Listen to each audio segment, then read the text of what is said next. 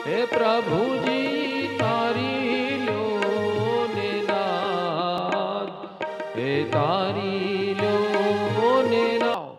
नमो भाव अहो भाव वो व्यवहार के लिए है, लेकिन सेकंड पराक्रम जो है ना, प्रभु कृपा और पंच परमेष्टि समर्पण भाव, ये मैं क्यों बता रहा हूं। हमारे कल्पसूत्र के अंदर स्थूल भद्र की बहुत जबरदस्त, क्योंकि त्रिशला का पुरुष में स्थूल भद्र का नाम है, और उन्होंने क्या पराक्रम किया कि 12 साल वो वेश्या के साथ रहा, राजवेश्या के नर्तकी के साथ 12 साल रहा, और फिर उसके पिताजी गुजर जाते हुए उसके बाद उसे वैराग्य प्रकट हुआ और उन्होंने प्रवज्या ग्रहण कर ली। भगवान के मार्ग के अंदर भद्रबाहु स्वामी जैसे भगवान के पास उन्होंने प्रवज्या यानी कि दीक्षा ले ली, और दीक्षा लेने के बाद पहले चौमासे के अंदर उन्होंने ये वैराग्य की इतनी चरम सीमा उनकी हो गई कि उनको ये भाव हुआ कि जिसने मेरे साथ 12 साल गुजारे उसके अंदर गुण तो बहुत है। क्योंकि जब परिचय होता है एक विषय, देखो हर एक आदमी के अंदर गुण दुर्गुण दोनों होते हैं। जितना भी गुणीजन कोई न क्यों ना हो, उसके अंदर दुर्गुण भी होते ही है मौजूद। जैसे कि प्रकृति के अंदर सत्व रजस तमस तीनों गुण होते ही हैं। पावर किसका ज्यादा है उसका महत्व है, ठीक है।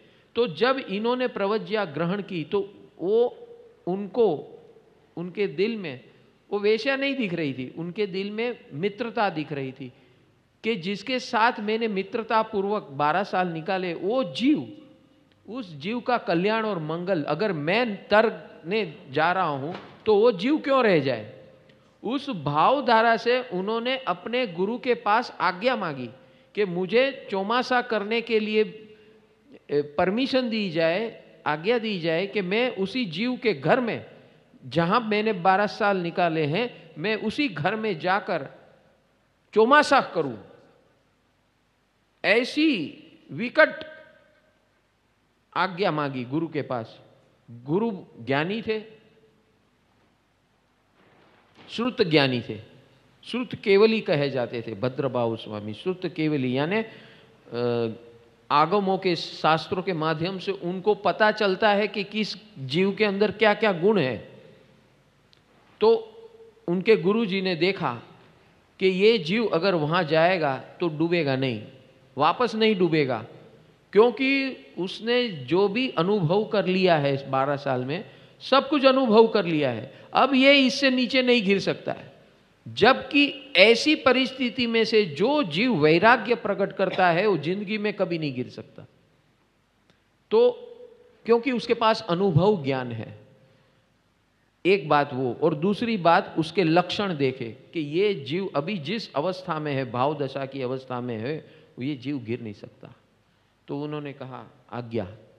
अब जब स्थूल भद्र को भद्रबाहु स्वामी ने आज्ञा दे दी कि भाई तू उधर जाके चौमासा कर, कोई प्रॉब्लम नहीं है, मेरी आज्ञा है तेरे को। तो इसमें क्या होता है, 2 शिष्य हो 4 शिष्य हो ना, एक को ऐसी आज्ञा दे दे, हाँ गुरु जी तो उसको तो ये कर दिया, अभी अब मैं भी जाता हूँ। तो दूसरा शिष्य था वो आया, गुरु जी आपने तो उसको ऐसी आज्ञा दे दी, मेरे को भी आज्ञा दे दो। क्या दूँ आज्ञा? कि मैं कुएं की धार के ऊपर 4 महीना कायोत्सर्ग में रहूंगा। किसके ऊपर? हाँ, कुएं की धार के ऊपर कायोत्सर्ग मुद्रा में मैं 4 महीना चौमासा करूंगा। वहां से एक बार वहां चढ़ गया मैं कुएं की धार के ऊपर, 4 महीने तक मैं वहां से हिलने वाला नहीं हूं, ऐसा कायोत्सर्ग की आज्ञा दे दो।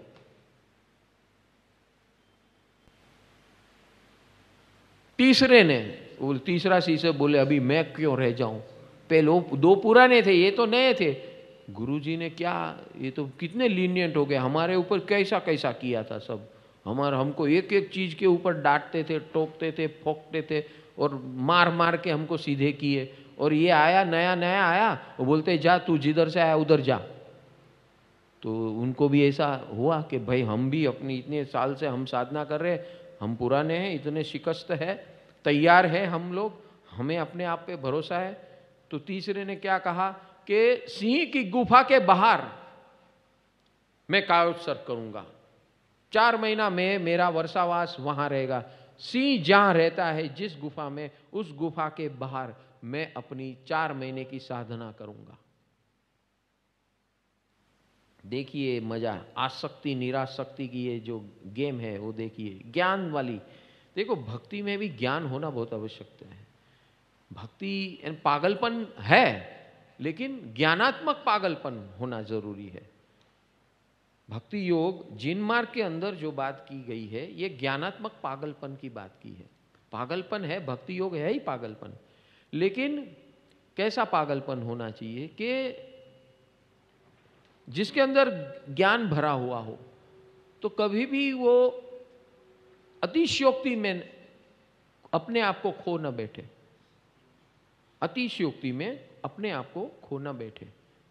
तो ऐसे तीनों को आज्ञा दे दी। भद्रभाऊ स्वामी अकेले हो गए, वो अपनी बोले मैं अपना वर्षावास अपना अकेला करूंगा। वर्षावास यानी चौमासा, ठीक है, 4 महीना जो ये बारिश हो रही है उसको वर्षावास कहा जाता था उस समय में। आज भी कई लोग उसका शब्द प्रयोग करते हैं। और तीनों शिष्य को आज्ञा दे दी, तीनों चले गए अपने अपने स्थान पे, अपना अपना काम शुरू कर दिया। तो यहाँ पे सबसे एक्स्ट्रा ऑर्डिनरी या यूनिक, एक्स्ट्रा ऑर्डिनरी ना कहा जाए क्योंकि तीनों एक्स्ट्रा ऑर्डिनरी है, लेकिन ये यूनिक चीज ये थी कि भद्रभाऊ स्वामी जिस गुफा में 12 साल निकाले थे एक वेश्या के साथ, उससे निकले थे महामुश्किली से, अपने पिता के गुजरने के वैराग्य से वापस जा रहा है। तो कोई सामान्य गुरु हो तो बोले भाई ये तो संभव ही नहीं है, तू जहाँ से आया वहाँ फिसलने का सबसे ज़्यादा चांस है, बराबर है, और तू मेरे को बेवकूफ़ बनाने के लिए ऐसा बोल रहा है, तेरा मकसद कुछ और लगता है मेरे को। ऐसा ऐसा भी सोच सकता है कि नहीं? अरे बोलो, अरे बोलो, हाँ, तारा मनमा કંઈક બીજા ફટાકડા ફૂટે છે, મને કહે છે આજ્ઞા આપો। હા, 12 વર્ષ રહી આવ્યો ને હજી પાછો જવુંની વાત કરે છે। શું છે વાત, શું છે માજરા, क्या है? बराबर है, ऐसा होगा कि नहीं? देखो તમારા જેવાને કોઈ પૂછે આવું તો પેલો વિચાર શું આવે? કંઈક તો છે, कुछ तो है दाल में काला। ठीक है, चलो तो ये आगे बात बढ़ाते हैं भक्ति योग की। तो सब ने अपनी अपनी तैयारी बताई। 4 महीने, ये 4 महीने जो ऐसा ये पचखान है कि एक झोंका आ गया ना हो तो सीधा एक झोंका। 4 महीने की बात है। हमणा तमे केवुं लांबू झोंकू खाईने आव्या बधा, હે કેટલા દિવસથી જો અહીંયા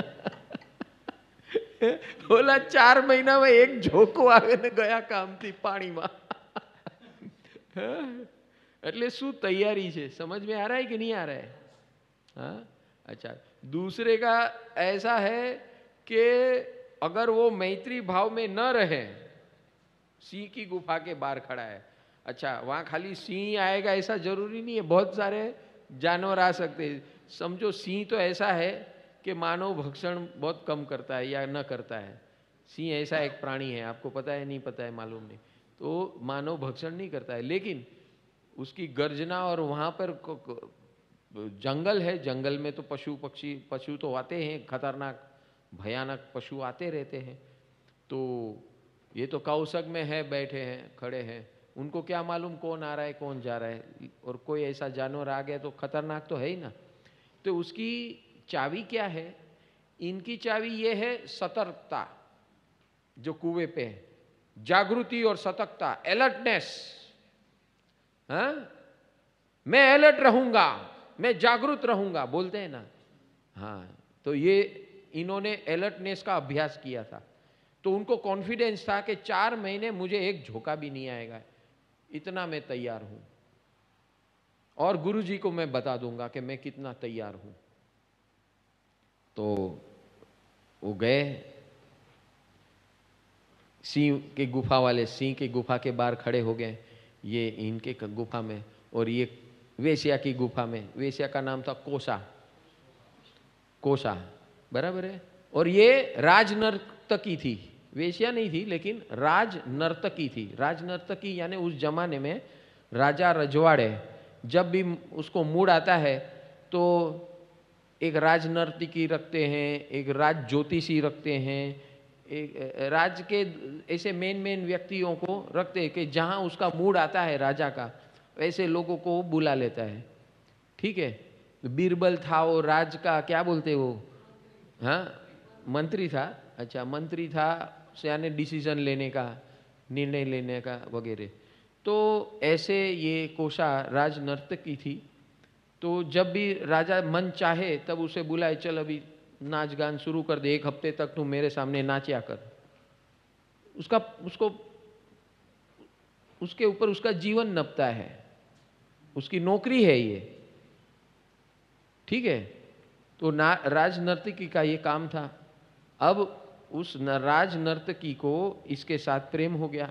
उसने शुरुआत में प्रेम किसके लिए किया, क्योंकि स्थूलभद्र बहुत बड़े सेठ का बेटा था और ये 12 साल यहां रहा, तो 12 साल उसके बाप ने पैसे भेजे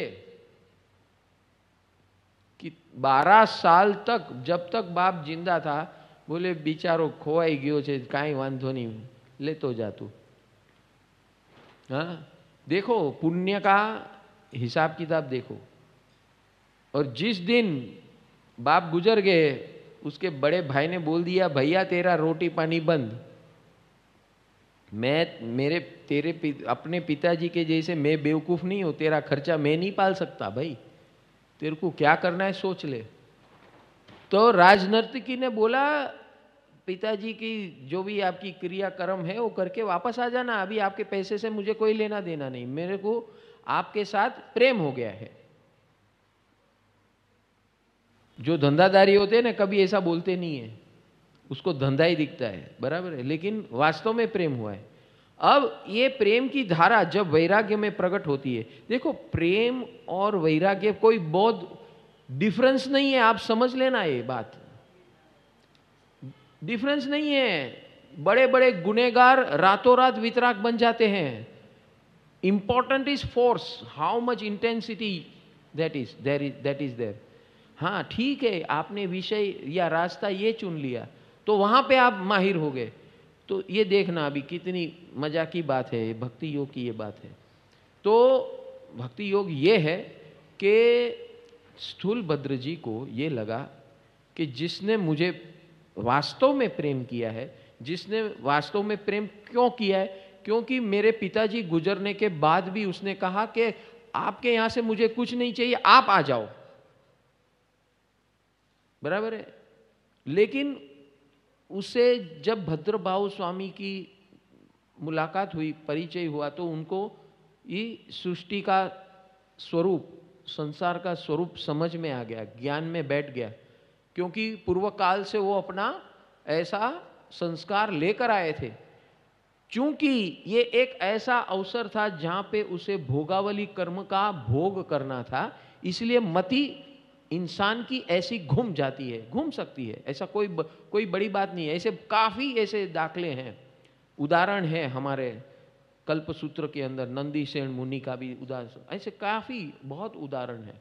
तो जब बड़े साधक जो होते हैं, गुणी साधक होते हैं, तो हो सकता है चंद समय के लिए खो जाते हैं, लेकिन उनको बराबर मालूम है कि तथ्य क्या है, तथ्य क्या है, तत्व क्या है, बराबर है। तो ये गए, आए तो उनको तो लगा हाँ मैंने आमंत्रण दिया, मैंने प्रेम का इजहार किया, तो उसी लिए आए। दरवाजे पे रुक गए, बोले रुक, अभी आपके और मेरे बीच में 3 फुट का फासला 4 महीने तक रहेगा, आप मेरे 3 फुट के नजीक अंदर नहीं आ सकते, डू यू एग्री? बोले हाँ अभी नई नई नया नया दीक्षा लेकर आया ना, बोलता है बेचारा, बोलेगा अभी आने दो ना, अंदर आने दो। फिर तो अंदर आ जाने के बाद तो कैसे 12 साल उसको घुमा दिया है, और घुमा देंगे। तो ये मंजूर है? हाँ मंजूर है। तो उन्होंने काउंटर कंडीशन रखी, किसने? कोसा ने, कि ये मंजूर है लेकिन मेरे घर के अंदर किस रूम में आप अपना चौमासा करोगे वो मैं तय करूंगी।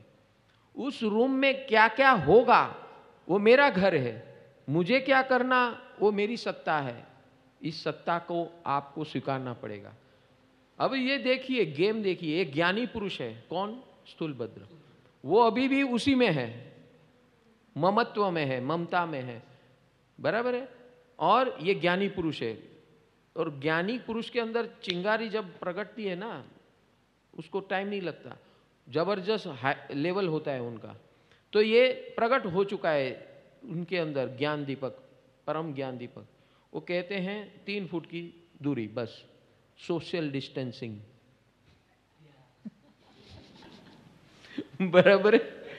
फिर ओके बस मेरी एक ही है, सोशल डिस्टेंस। फिर उसने 2 कंडीशन रखी, आपको क्या वोराना आहार के लिए, ये मेरी, मैं जो आपको वोराऊंगी आपको वो खाना पड़ेगा। बोले नो प्रॉब्लम, लेकिन क्या तप करना क्या तप न करना वो मेरी, मुझे जिस दिन तप करना है मैं उस दिन करूंगा, उसमें आप मुझे नहीं रोक सकते। Okay done. वो ये क्या सोच रही है, एक बार मारू बनावेलू एना पेट में तो जाए પછી જોઉં છું। देखो ये गेम कैसी गेम होती है, ये हमारी कर्म सत्ता की गेम की बात चल रही है। हम लोग एक वार्ता के स्वरूप में ये उदाहरण सुन रहे हैं, ठीक है? हाँ, और ये गेम हमारे साथ भी होती है, ठीक है? बार बार जो भी आकर्षण के विषय होते हैं वो ऐसे ही होते हैं। तो इन्होंने क्या 3 फुट का कर दिया, और दूसरा उन्होंने कहा कि जो तप मैं जिस प्रकार करना चाहूंगा वो करूंगा, और जब मैं तप में रहूंगा तब आप मेरे कमरे में नहीं आओगे।